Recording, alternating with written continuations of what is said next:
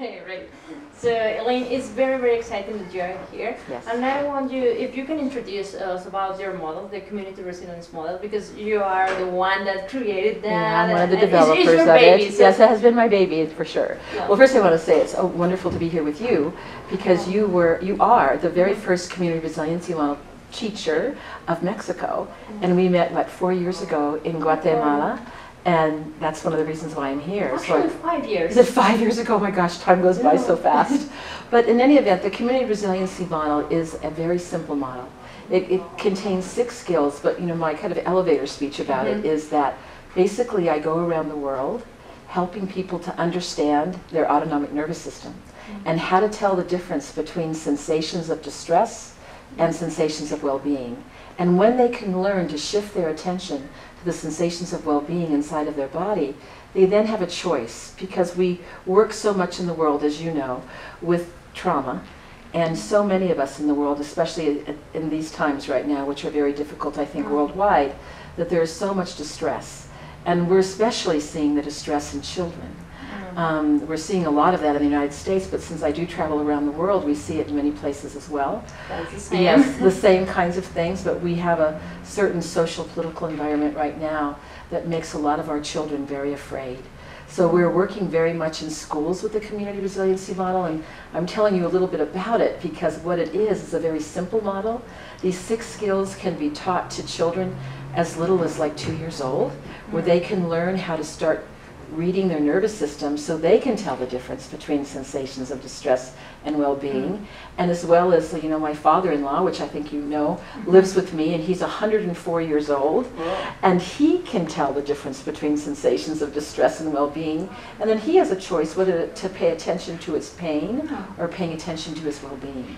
So the model really is also, we call it the democratization of mental health, because we teach the natural leaders of communities to be the teachers of our model. And like we were just here in Mexico in January after the earthquake, where we trained about 25 people to be teachers in the model, and as you were there, we had people from all different walks of life that came to be trained. And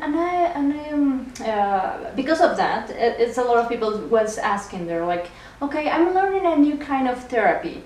But and you will say, no, it's a model. But what's the difference? Why is not a therapy? Well, let's see. I say that it's skills of well-being, and anyone can learn skills of well-being to share it with your family, with your church community, with your synagogue, with your mosque, and it doesn't have to be delivered by a psychotherapist or someone who's specially trained with a advanced degree.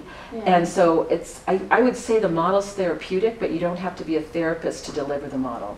And because just like here in Mexico, but also in different places around the world, do you think that there's enough therapists to deal with as much trauma as there in the world? Oh, yeah. No. Yeah, and that's why the people say, like, sometimes, like, I want to know another kind of therapy, and I want to develop this therapy. They were saying, no, it's not therapy. Right. Well, the reason why it's not therapy is that what's different about the model is that we help people to read their nervous systems. And their nervous systems are the same and react the same way, whether we're here in Mexico, United States, Kenya, Guatemala, where we've been. I've been to China, I've been to Rwanda, different parts of Africa.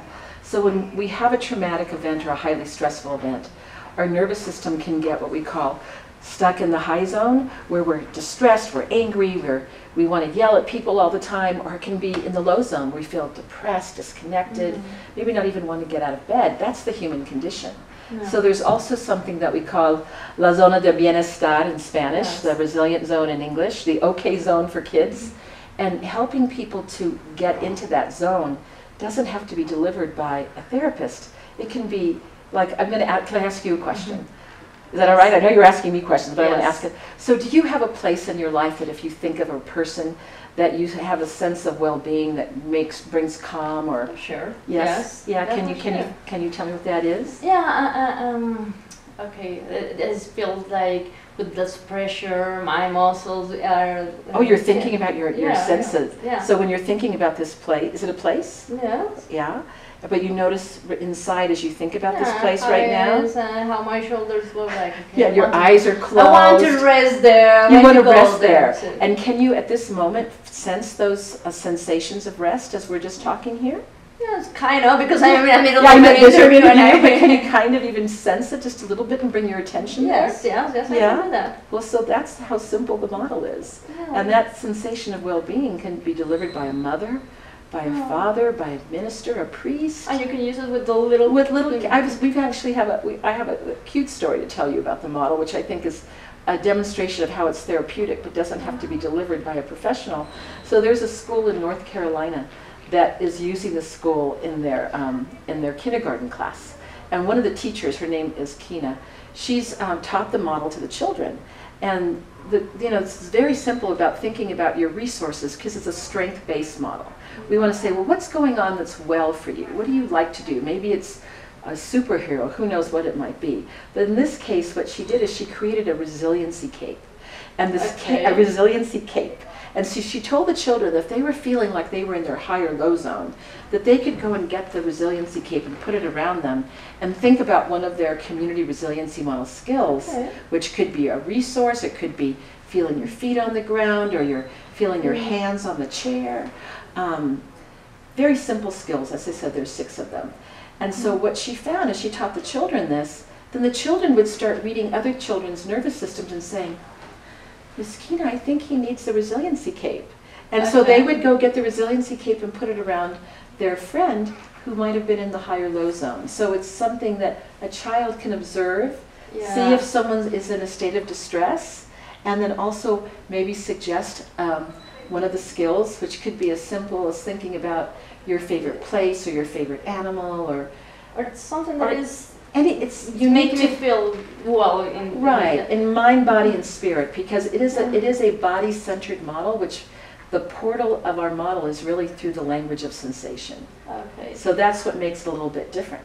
Right. Yes. And I was as the way I was listening to you, I was thinking like, okay, this is a very simple model, but at the same time it's very accessible for everyone. So it's like, it's accessible for me and it's accessible for the others. And something that brings me, if I understand good, is I'm aware of me and I'm aware with the other. Yes. So this little kid was aware of himself and was aware of what's happening around it. Right. So did you see that happen? Yes. So that awareness of sensation, because it's another portal, another doorway of information, and it's also one that doesn't have, let's say, a negative connotation. So I'm not saying, oh, you're bad if you're in your high zone. No. Oh, you're just in your high zone. How could we get you back into your okay zone? So when we say things in a non-judgmental way, it also makes it more accessible. And so some people have called the model the democratization of mental health, because the model is about teaching those natural leaders who then can share it and scale it to their community. Right. We teach a lot of ministers, because oftentimes, think of yourself, or maybe individuals that are listening to this, if you have a struggle in your life, who's the first person you go to? Okay, how this idea come with you? Because it looks like now it's everything there in books, and it is that all the model develop and trainings. But how does it start? Well, I have to tell you, I was inspired by the work of a psychologist in the United States called Peter Levine, but I also was inspired by my family. And I think I've shared with you that my mother and grandmother immigrated to the United States from El Salvador. And they were not the kind of people that would go to a therapist, because you kept it within the family. But if the priest would have said, Elcita, there's a class on well-being that can help your family be stronger, she would have been the first person to, to go to it.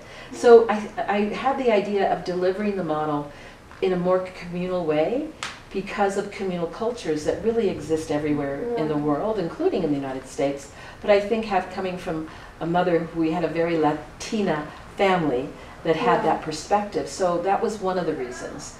But the other reason is, at the time I was a teacher of family medicine, and I was teaching young doctors in a very high-risk primary health care clinic.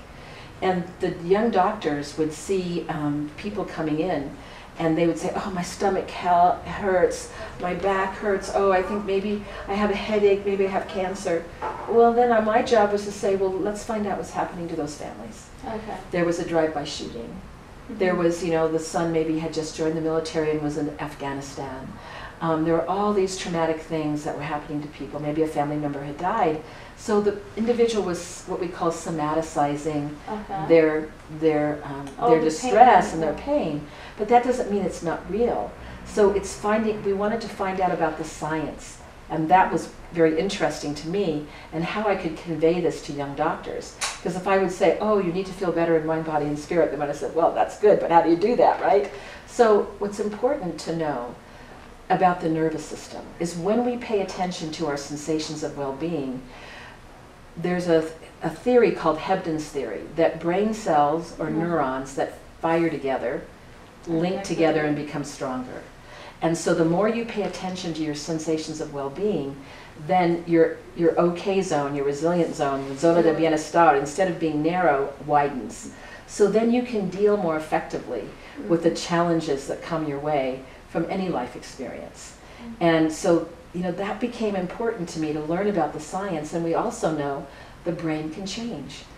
Right, and that's an important thing to know, because when you're in trauma, you think, I'm going to feel like this forever. Yes. But you don't have to feel that way forever. And the time is long, long, long.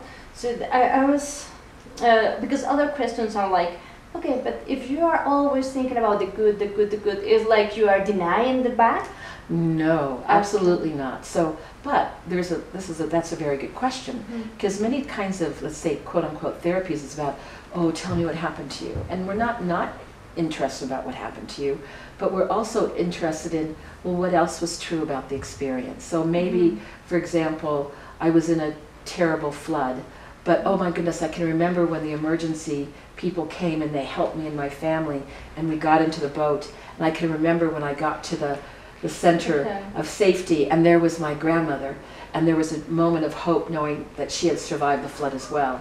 So we expand the story to not only say, you can tell me as little or as much as you want, but I really want to know the other side of it as well. Because when people start talking about what I would call the resiliency pauses in the story, then people are more hopeful. And like what we heard today about how hope is so important for people. How do you engender hope when hope has left you? So I find that when you ask those kinds of questions, then we are designed for well-being, and so that hope expands. So it's not that we don't care about feelings, of course we do, but we also want to also acknowledge that there are also so many moments of well-being. And that reminds me, my favorite metaphor, and you've heard me say it before, is the garden. Yes. And there are gardens everywhere where people are growing vegetables and they plant flowers. But also there are weeds everywhere. So if we talk about weeds maybe being the trauma stories of sometimes we've spent so much time talking about the weeds in the garden that's overtaken our garden, that we have no sense of well-being. So if you have a garden here in Mexico, for example, and you poured water on the flowers and the vegetables, would they grow? Well, yes, hopefully, yes. Would the weeds still be there? Depends. Yeah, I think they probably would be, but not as prominent. So when I'm using that metaphor is because those stories, those traumas of our lives sometimes have been guideposts. Sometimes maybe you or I are doing what we're doing, partly because of some of the stresses or traumas that we've had in our life. But that doesn't have to define us. So I would like to say, it's not my trauma that defines me. It's my ability to get through what happened to me in my life. And that's what I've seen in all sorts of places. And we've gone, I've been to so many places around the world after major disasters. That was, well, a lot of, and like here, here in Mexico last year. And remember, I'm going to remind you, I asked a question about what helped people get through after the earthquake. And someone brought their phone, and there were a group of first responders, and what were they singing? Do you remember? That was Cielito Lindo. And remember, then we all started singing, and even though there was a lot of grief and sadness about the earthquake at that moment, what did we feel? Oh, it was amazing, right? There was that moment of hope that we all felt. And so I like to think that I'm an ambassador of hope. But that doesn't mean, to be an ambassador of hope, you also have to be able to hold the suffering that happens with people as well. But I think we also always have to be reminded of how is the human condition is that we also get through. Okay. And there's so many examples of that all over the world, including when I was here in Mexico in January last after the earthquake. Yeah. So it's integrating the hope and integrating the suffer. So this is the both side of the story. It's not just one side. But it's also, because we talk about the biology of the human nervous system, we also want to let people know that they're not mentally weak if they have symptoms, because I've asked like the same 6 questions all over the world, and people always give me the same answer. And so I ask people, well, how have you been affected physically, emotionally? What are the behaviors that have changed, spiritual changes? Have there been changes in your thinking or in your relationships? And I can tell you, I could show you the words from every single country I've gone to, from Tanzania to Nepal to Mexico to different parts of the United States. The answers are the same. So I'm not keen on pathologizing people who have what I would say have common reactions to extraordinary events. So that's also, I think, a big difference. And that makes people don't like to necessarily get diagnosed with something. But they want to get better because they want to go to the market. They want to play with their children. They want to go to church or synagogue or mosque. And if they learn how to notice their portal of well-being, then they can be more in their resilient zone, because every single one of us can go into the higher low zone. That's the human condition. But it's only a problem if we get stuck there. Yes. So thank you very much for this. I wanted to keep this sense of hope and motion. Yes. At the end. So yes. Thank you so much. Well, you're welcome, and thank you for having me. Yes. I think it's. Is it time up? Yes.